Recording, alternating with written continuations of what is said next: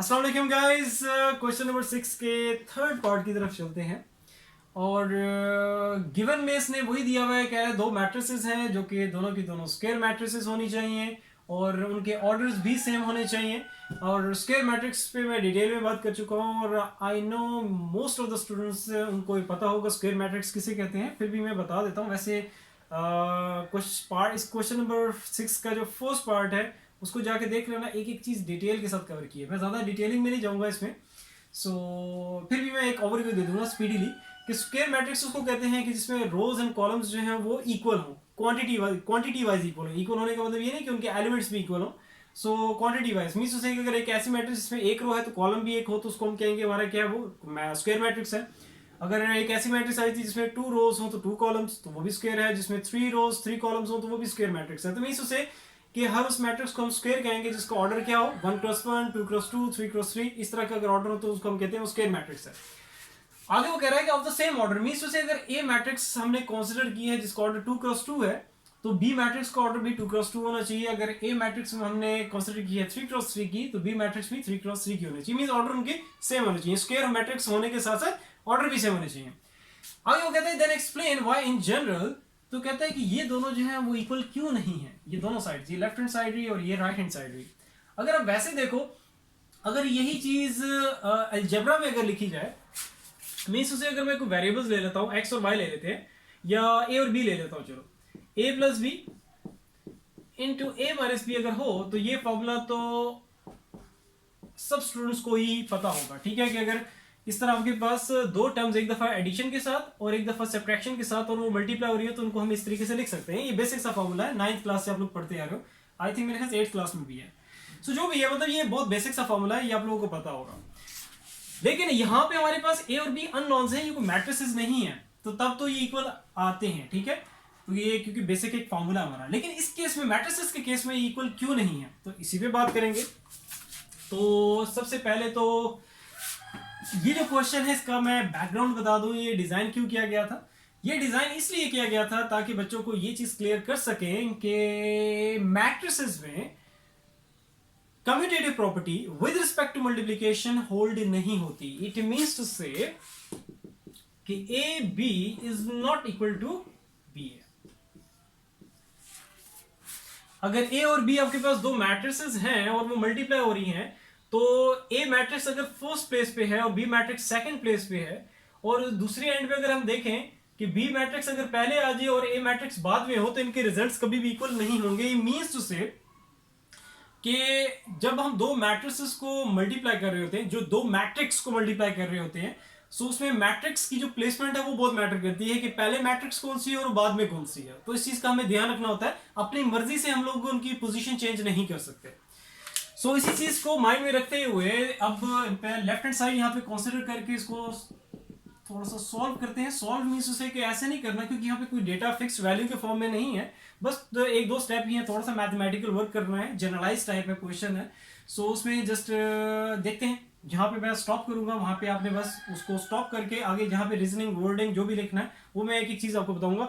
Exam में आपने इसी तरीके से करना है जैसे मैं अभी आपको यहाँ पे करवाऊंगा। ठीक है, सो नेक्स्ट आगे चलते हैं। अब यहाँ पे क्या लेफ्ट हैंड साइड कंसीडर करने जा रहा हूं मैं, a plus B into A minus B, दोनों मल्टीप्लाई हो रहे हैं। ठीक है, और ए बी हमारे पास क्या है, स्क्वायर मैट्रिसेस हैं, सेम ऑर्डर की हैं।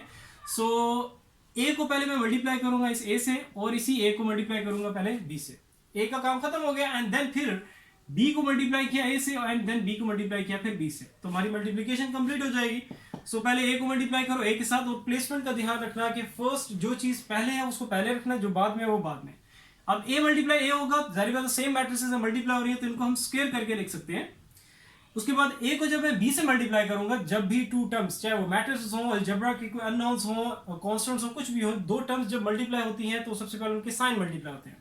सो ए को जब मैं माइनस बी से मल्टीप्लाई करूंगा, यहाँ पे कोई साइन नहीं मींस प्लस है तो प्लस माइनस माइनस, ए को बी से किया तो आ जाएगा आपके पास ए बी। उसके बाद ए को दोनों से मल्टीप्लाई कर दिया, अब बी को दोनों से करना है तो बी को ए से मल्टीप्लाई करोगे। अब बी पहले है तो बी को पहले ही रखना है, ए बाद में है तो ए को बाद में ही रखना है। ये नहीं कि अल्फाबेटिकल ऑर्डर को माइंड में रखते हुए इसको आप अरेंज कर दो, अरेंज नहीं कर सकते। ये चीज ऑलरेडी मैं क्लियर कर चुका हूँ कि जो चीज पहले है, जो मैट्रिक्स पहले है उसको पहले ही रखना है, जो बाद में है वो बाद में होना चाहिए क्योंकि उनके रिजल्ट्स सेम नहीं होते, commutative property with respect to multiplication hold नहीं करती। यही चीज क्लियर करने के लिए क्वेश्चन को डिजाइन किया गया था, जो यहाँ पे आपके सामने आ गई है।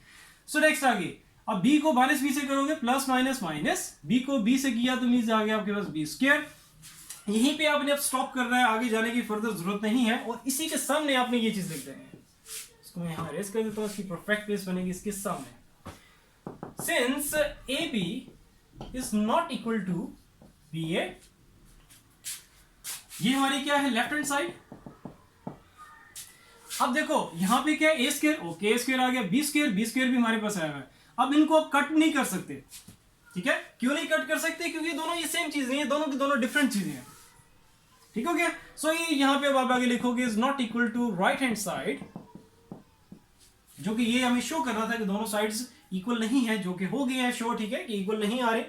और अब वर्डिंग जो यहां पे मैं लिखूंगा वही सेम एज इट इज आपने एग्जाम में लिखनी है, और इंशाल्लाह आपके फुल मार्क्स आएंगे, ठीक है।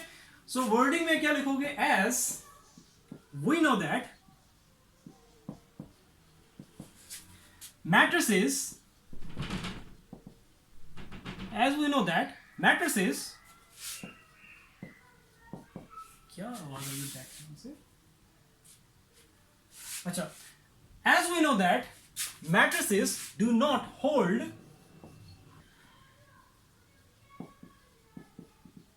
commutative property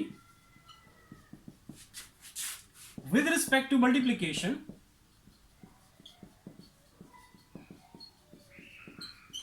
full stop, marker भी फिनिश हो गया।